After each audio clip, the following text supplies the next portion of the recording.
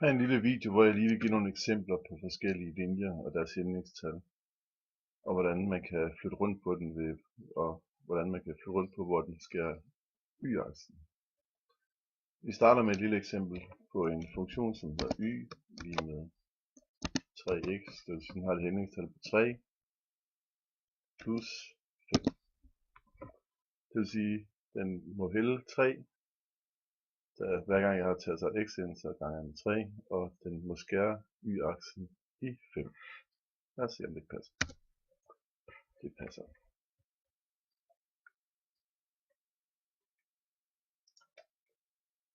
Hvad kunne jeg nu for eksempel gøre, hvis jeg gerne ville flytte rundt på den her linje? Jeg gerne vil rykke den nedad. Så kunne jeg jo kigge på ret heroppe i funktionen. Og sige, nå, den skrev jo 5 nu, fordi der stod 5 her. Kan det nu også passe? Det var derfor, så jeg prøver lige at skrive 3. Så enter igen. Og så hoppede den ned og skrev 3. Okay.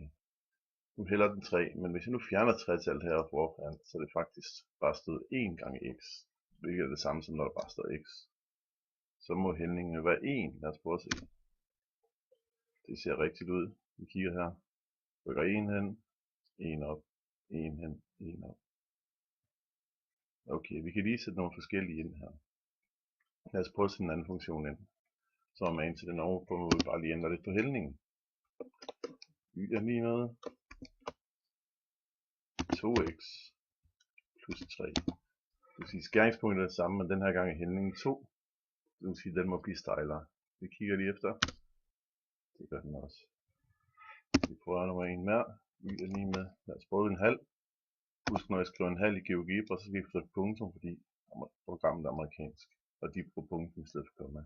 Så vi skriver lige 0,5 x plus 3. Og den skal der i 3 igen, og nu fik vi så en hældning, som var endnu mindre. Men nu hvis vi helt fjerner hældningen, og bare siger y,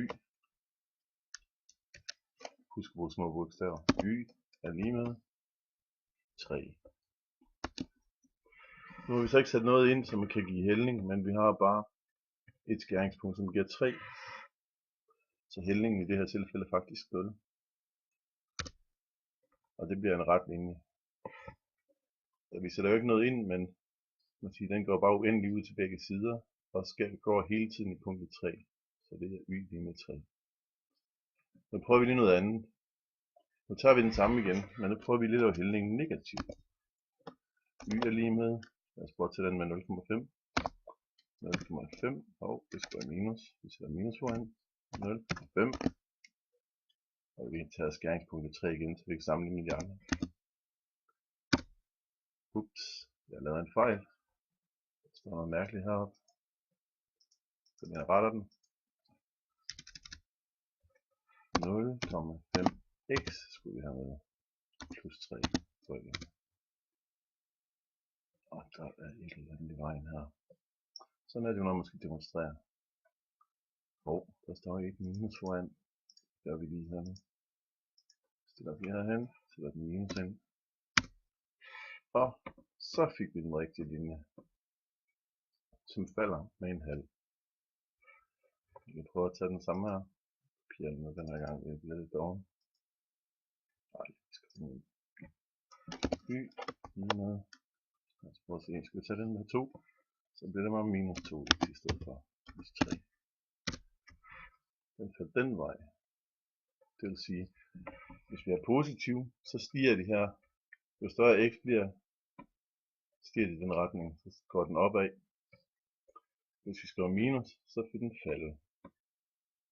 Det var lige nogle eksempler på forskellige funktioner, og hvordan man kan have en negativ hældning.